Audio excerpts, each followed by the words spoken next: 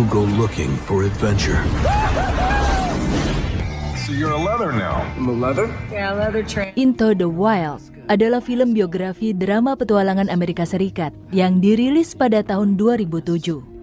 Film yang diadaptasi dari buku Into the Wild karya Jon Krakauer menceritakan tentang perjalanan seorang pria bernama Chris McCandless yang berpetualang ke Alaska selama 2 tahun.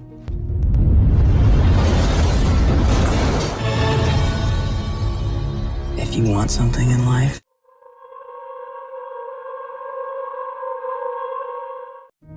Chris tiba di daerah terpencil di bagian utara Denali National Park and Preserve, Alaska pada bulan April 1992 untuk memulai hidup menyatu dengan alam. Ia menumpang mobil seorang pria dan pria tersebut memberikannya sepasang sepatu bot berisi nomor teleponnya. Make it out alive, give me a call. My number's inside the boots. Chris memulai perjalanannya seorang diri dan menemukan sebuah bis kota yang ditinggalkan, yang kemudian ia sebut dengan The Magic Bus. Ia pun memutuskan untuk menempati bis tersebut sambil menulis catatan perjalanannya. Is there anybody here?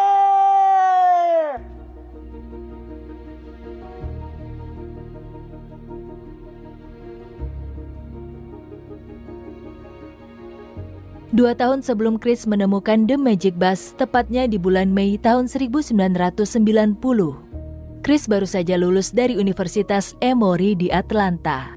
Chris dalam narasinya menyebutkan bahwa jika ia bisa memutar waktu, ia ingin pergi ke waktu di mana ayah dan ibunya lulus kuliah dan meminta mereka untuk tidak menikah, karena mereka nantinya akan melakukan hal buruk bagi anak-anak mereka. Narasi Chris ini menjeratkan adanya kemungkinan bahwa ia tidak bahagia dengan orang tuanya. Seusai dari acara wisudanya, Chris makan bersama dengan orang tua dan adik perempuannya yang bernama Karin. Saat sedang makan, Chris mengatakan bahwa nilai akhirnya bagus, sehingga ia bisa masuk jurusan hukum di Universitas Harvard. Orang tuanya lalu menyampaikan bahwa mereka ingin membelikan Chris mobil baru, yang membuat Chris marah karena ia tidak ingin mobil baru.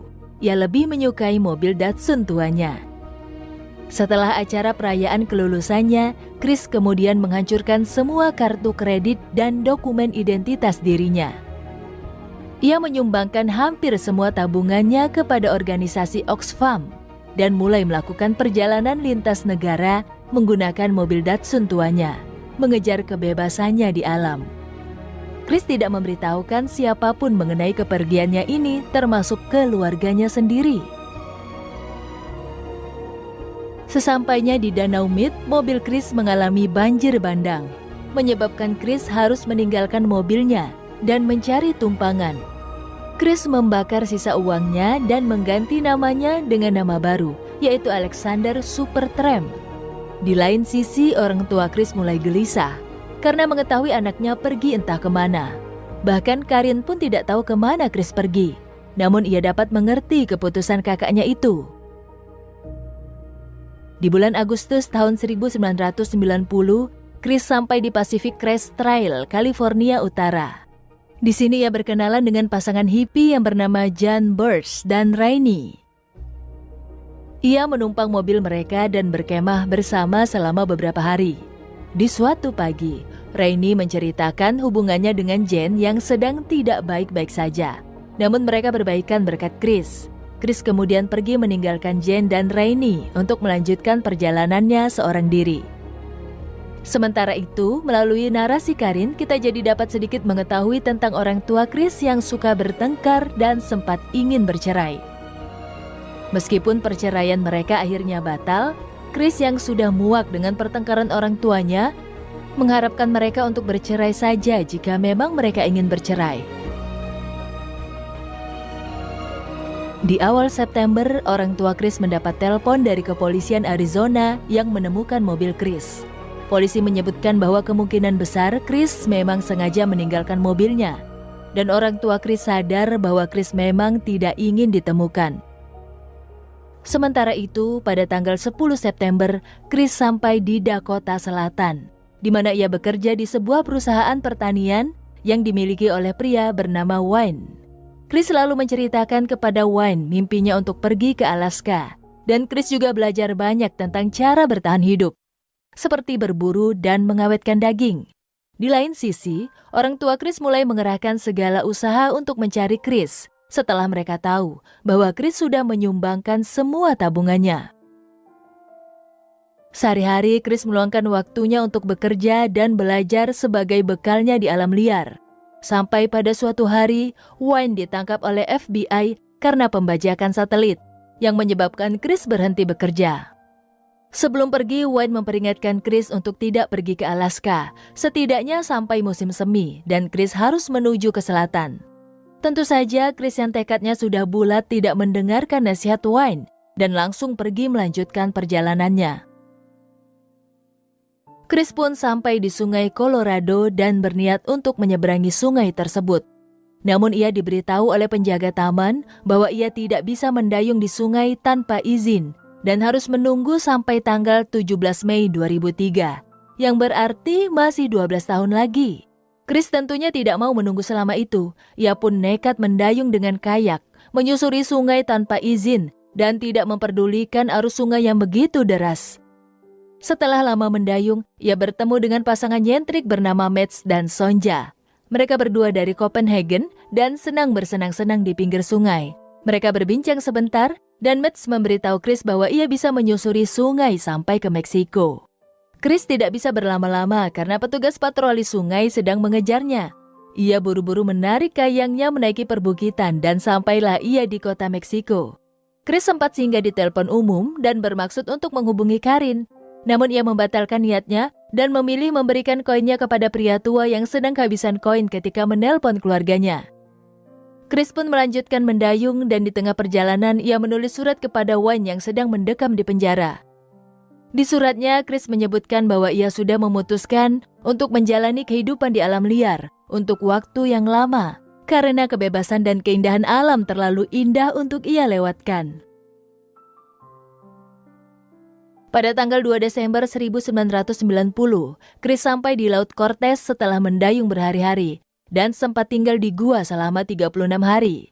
Kayak yang ia tumpangi diserbu badai pasir, sehingga Chris harus berjalan sampai di perbatasan Amerika Serikat dan Meksiko. Chris ditahan oleh petugas perbatasan karena tidak memiliki identitas, sehingga akhirnya Chris diam-diam menyelinap ke kereta barang sampai di kota Los Angeles.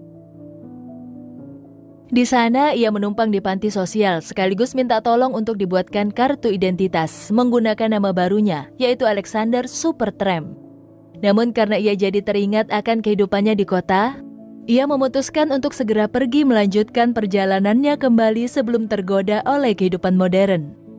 Chris berniat untuk menyelinap lagi ke kereta barang, tapi kali ini ia ketahuan oleh petugas dan dipukuli sampai wajahnya babak belur.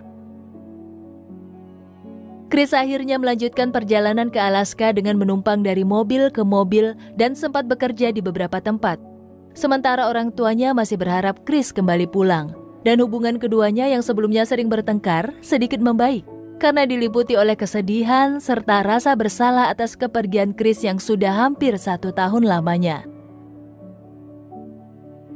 4 bulan sebelum menemukan The Magic Bus, tepatnya pada tanggal 18 Desember 1991, Chris tiba di Slab City, California, di Imperial Valley, dan bertemu Jane dan Rainey lagi.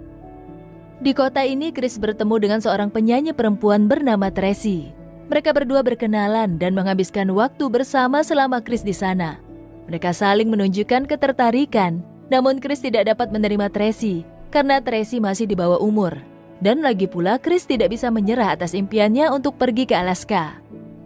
Meskipun ia turut prihatin setelah mendengar kisah Jane yang memiliki anak dari mantan suaminya, dan sekarang anaknya pergi entah kemana, pendirian Chris tidak goyah. Chris tetap pergi melanjutkan perjalanannya. Sebulan kemudian, tepatnya di tanggal 12 Januari 1992, Chris bertemu dengan seorang pria tua bernama Ron Franz ketika sedang berkemah di Salton City, California. Chris lalu diundang ke rumah Ron, di mana Ron bercerita bahwa ia adalah seorang pensiunan tentara Angkatan Darat Amerika Serikat. dan istri serta anaknya meninggal dalam sebuah kecelakaan mobil saat Ron sedang bertugas. Ron memberitahu cara ia mengatasi rasa berdukanya dengan mengukir kulit. Chris pun belajar tentang kerajinan kulit dari Ron dan menghasilkan sabuk yang akan digunakan Chris untuk perjalanan selanjutnya. Chris menghabiskan waktu 2 bulan bersama dengan Ron, di mana mereka sama-sama belajar tentang kehidupan dan hubungan antar manusia. Pada tanggal 22 Maret 1992, Chris sedang mengemasi barang-barangnya untuk bersiap pergi ketika Ron datang dan memberikan beberapa perlengkapan yang nantinya akan berguna untuk perjalanan Chris. Ron juga menyatakan keinginannya untuk mengadopsi Chris sebagai cucunya, karena ia sedih kehilangan Chris. Chris kemudian menjawab bahwa ia ingin membicarakan perihal tersebut nanti setelah ia pulang dari Alaska.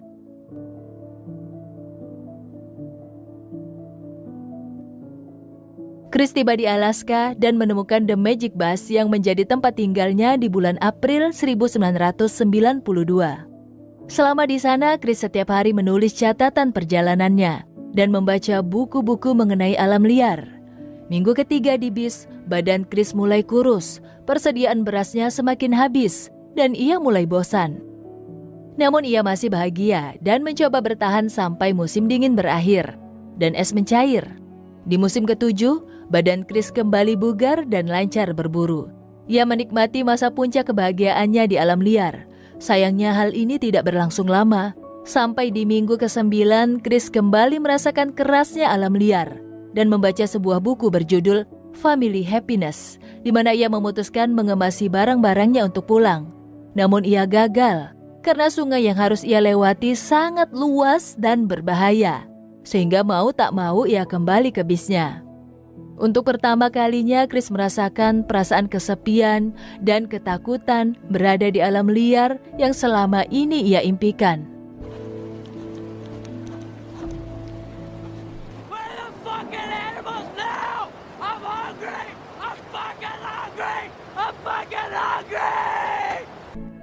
Chris menjadi putus asa sekaligus marah karena sudah tidak ada hewan untuk ia buru dan persediaannya sudah habis.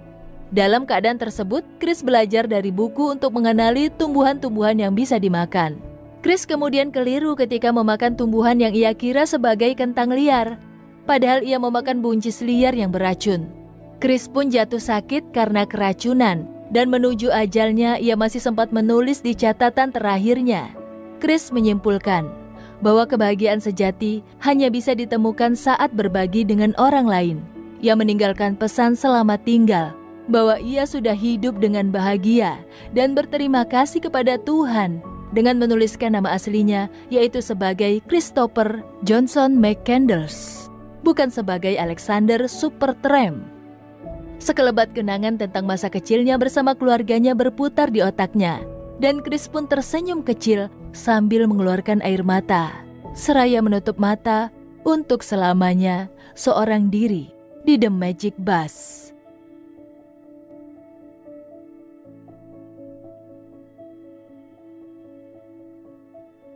Di akhir film disebutkan bahwa mayat Chris di bis ditemukan oleh pemburu rusa 2 minggu setelah ia meninggal. Mereka juga menemukan foto Chris yang sedang tersenyum di kameranya. Pada tanggal 19 September 1992, Karin terbang dengan pesawat bersama abu kakaknya di ranselnya dari Alaska ke daerah pesisir timur.